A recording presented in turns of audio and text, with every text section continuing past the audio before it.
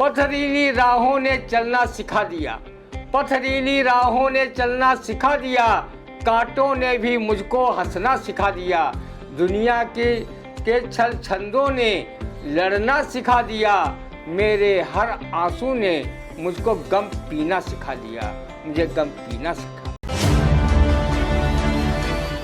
आजकल शहर में बिजली उतनी ही देर के लिए आती है, आजकल शहर में बिजली उतनी ही देर के लिए आती है जितनी देर के लिए रूठी हुई पत्नी मुस्कुराती है।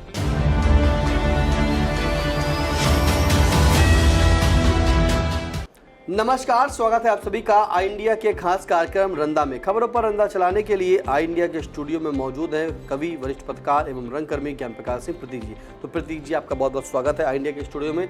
आज की पहली खबर की शुरुआत करेंगे, जहां बिजली व्यवस्था बेपटरी, 450 गांवों की बिजली आपूर्ति ठप, लोग गर्मी से बेहाल। अब इस गर्मी से बेहाल पर क्या क्या रंदा सुनेंगे। झलक दिखला जा, झलक दिखला जा, एक बार आजा आजा आजा आजा।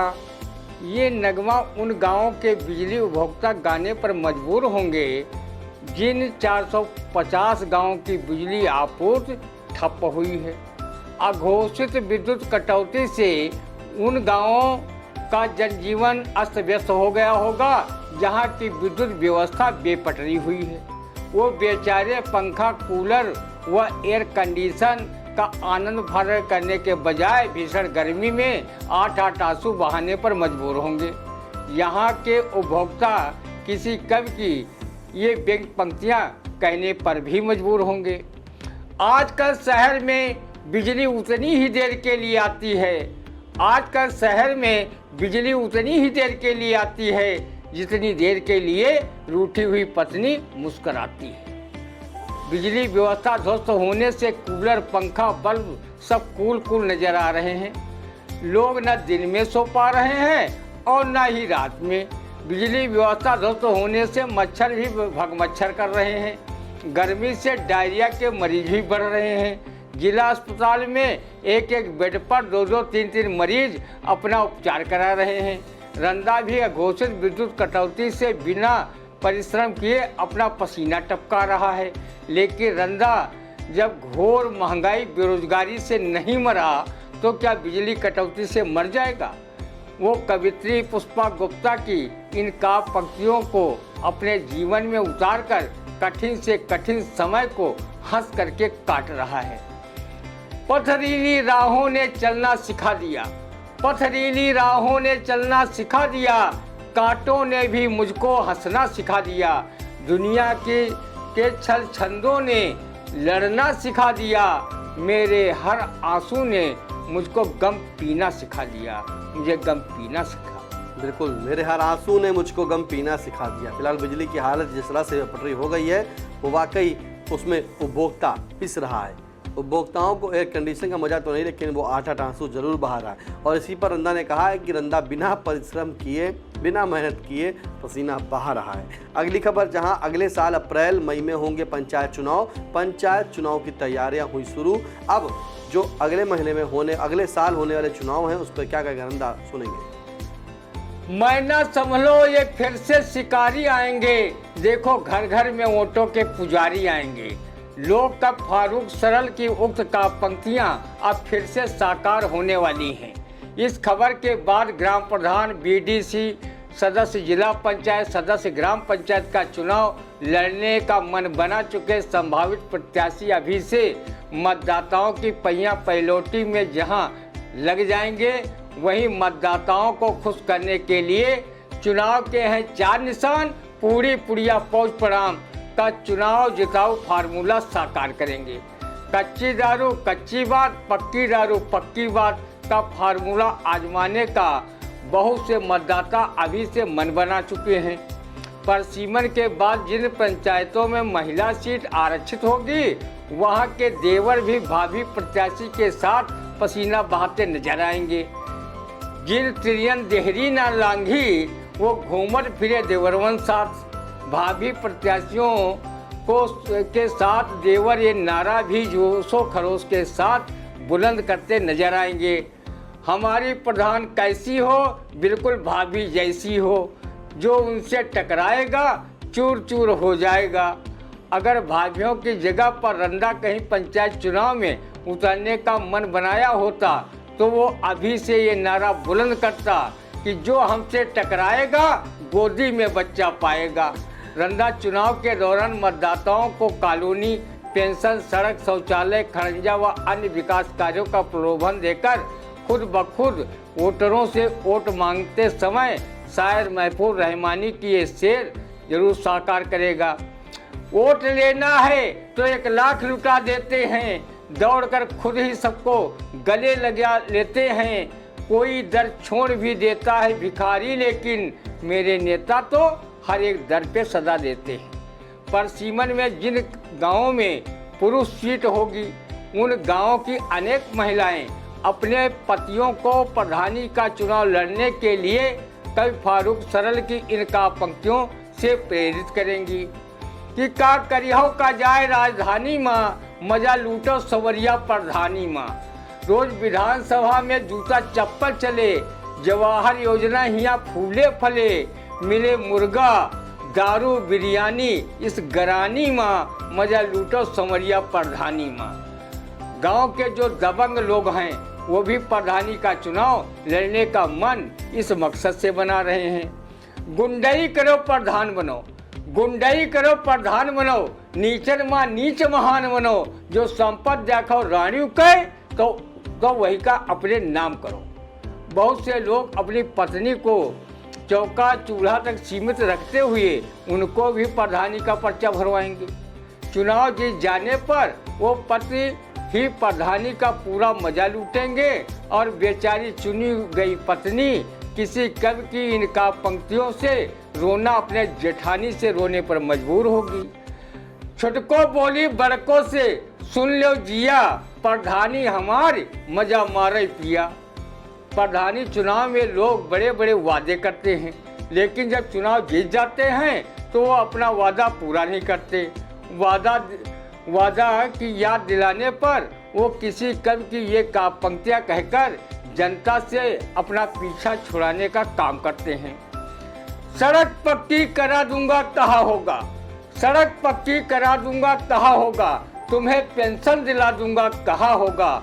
नशे की बात कुछ मत पूछो यारों, इलेक्शन के नशे में था कहा होगा।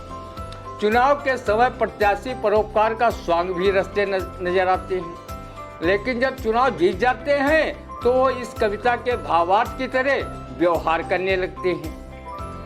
हर चौराहे पर मिस्त्रियों के दल लगा रहे थे नल। नेता राम निवास आए मेरे पास, बोले अब और नहीं गाड़ने हैं बल्कि लगे हुए भी उखाड़ने हैं। परोपकार का समय बीत गया क्योंकि मैं चुनाव जीत गया, क्योंकि मैं चुनाव जीत गया। परोपकार का समय बीत गया क्योंकि मैं चुनाव जीत गया। बिल्कुल सही कहा रंदा ने कि जिस तरह से चुनाव पंचायत के नज़दीक आ रहे हैं, ऐसे में अब चुनाव के नशे में बहुत से वादे होंगे। रंदा ने पूरे विस्तार से बताया कि जिनकी भाभी जो है घर पर चूल्हा चौका करती थी, अगर महिला सीट होती है तो वो भी मैदान में उतरेंगी। दबंग लोग जो होंगे वो भी मैदान में आएंगे और ओढ़ कर चोला समाज सेवा का वो आपको दिखाएंगे। फिलहाल जनता को चुनना है अपना प्रधान, और वाकई मज़ा जो है प्रधानी माँ ही है। वो कविता के माध्यम से कवि के आपके सामने पेश की है। अगली खबर, जहां पीएम मोदी ने एक जनसभा में ऑपरेशन सिंदूर पर बोलते हुए कहा कि मेरी रगों में गर्म सिंदूर बह रहा है। अरे ये क्या, अब पीएम मोदी की रगों में गर्म सिंदूर बह रहा है। अब इस सिंदूर पर क्या कहेगा रंदा, सुनते हैं। ये हमारे प्रधानमंत्री नरेंद्र मोदी हैं या फिर दुनिया का 8वां अजूबा। रंदा ने आज तक ना तो कहीं पढ़ा और ना ही कहीं सुना कि किसी के शरीर में खून की जगह गर्म सिंदूर बहता है। रंदा ने इसके पहले ही मालूम नहीं था कि हमारे डंकापत विश्व गुरु नॉन बायोलॉजिकल व नाली से चाय बनाने वाली गैस के आविष्कारक प्रधानमंत्री नरेंद्र मोदी के रगों में गर्म सिंदूर बह रहा है। कोई माने या ना माने, पर अब रंदा मानने को मजबूर हो गया है कि पीएम नरेंद्र मोदी अवश्य किसी देवी देवता के अवतार है। तभी उनकी रगों में मनुष्यों की तरह खून नहीं प्रभावित होता, बल्कि उनकी नसों में गर्म सिंदूर बह रहा है। गर्म सिंदूर के साथ साथ उनके रगों में बुंदा, नथुनी, टीका, नेल पॉलिश, लिपस्टिक, मिस्सी, काजल, क्रीम, पाउडर, तेल भी बहता तो रंदा अपने पीएम को चलती फिरती बिसात खाने की दुकान समझता। 16 श्रृंगार के वास्ते वो उक्त चीज़ों को उनसे मांग लाता। हमारे प्रधानमंत्री बहुत दयालु कृपालु हैं।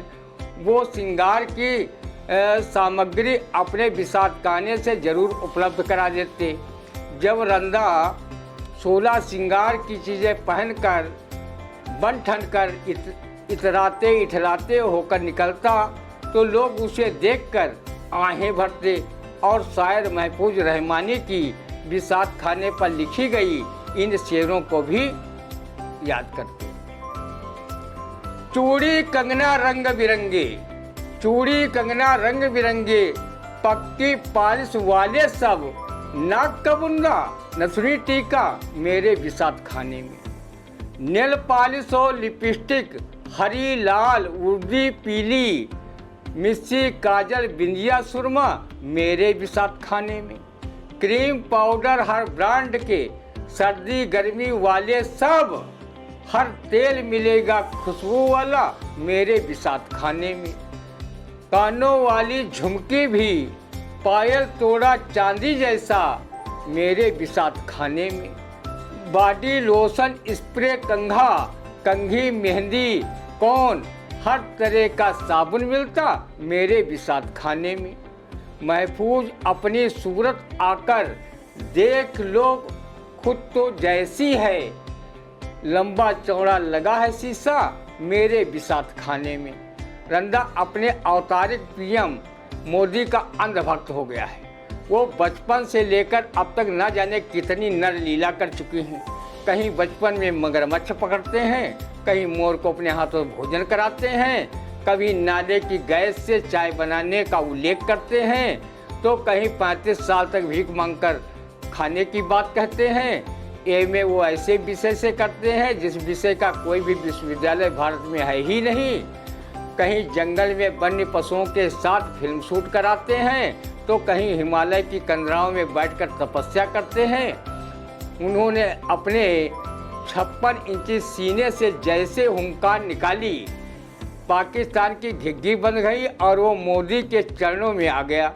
वो सेना की वर्दी पहनकर ऐसे फोटो शूट करा रहे हैं जैसे ऑपरेशन सिंदूर को भारतीय सैनिकों ने नहीं बल्कि मोदी ने स्वयं पाकिस्तानियों से युद्ध किया है। हमारे पीएम की ललित नर लीलाएं जारी हैं। वो आगे चलकर गर्म सिंदूर की तरह कौन कौन सी चीज़ें अपनी रगों में बहने का रहस्योद्घाटन करते हैं। रंदा उनकी हर एक नर लीला का स्वागत करेगा, क्योंकि जो भी उनके लीलाओं का विरोध करेगा उस पर भोजपुरी गायिका नेहा सिंह राठौर की तरह सैकड़ों मुकदमे लाद दिए जाएंगे या फिर ईडी सीबीआई द्वारा उसका इलाज किया जाएगा। बिल्कुल, देखिए पीएम मोदी जी की अगर लीलाओं पर आप विरोध करेंगे तो भोजपुरी जो गायिका हैं नेहा सिंह राठौर, उनकी तरह सैकड़ों मुकदमे आप पर लाद दिए जाएंगे या फिर ईडी सीबीआई द्वारा उसका इलाज किया जाएगा। फिलहाल रंदा ने बताया कि जिस तरह से प्रधानमंत्री नरेंद्र मोदी ने इस बार कहा है कि उनकी रगों में गर्म सिंदूर बह रहा है, अब उस सिंदूर पर उन्होंने कहा है कि रंदा आप जो पीएम मोदी जी साथ में कई चीज़ें और लगाइए। अगर रगों में सिंदूर बह रहा है तो नेल पॉलिश, लिपस्टिक, कंघा, कंघी, स्प्रे, लोशन सभी कुछ जो है आप रगों में दौड़ाइए और आप इतने दयालु हैं कि वो रंदा को दे दे जब रंदा आपसे मांगे। फिलहाल कैसा लगा आज का रंदा आप हमें कमेंट के माध्यम से जरूर बताइएगा। और हाँ, अगर अभी तक आपने आई इंडिया चैनल को सब्सक्राइब नहीं किया तो बिल्कुल सब्सक्राइब करें, यूट्यूब पर जाकर के बेल नोटिफिकेशन को ऑन करें, फेसबुक पे फॉलो करें, लाइक करें, इंस्टाग्राम पर भी फॉलो करें। साथ में कोई सुझाव तो आप हमें कमेंट के माध्यम से जरूर दे सकते हैं। फिर मिलते हैं आपसे अगले रंदा के कार्यक्रम के लिए, तब तक के लिए नमस्कार।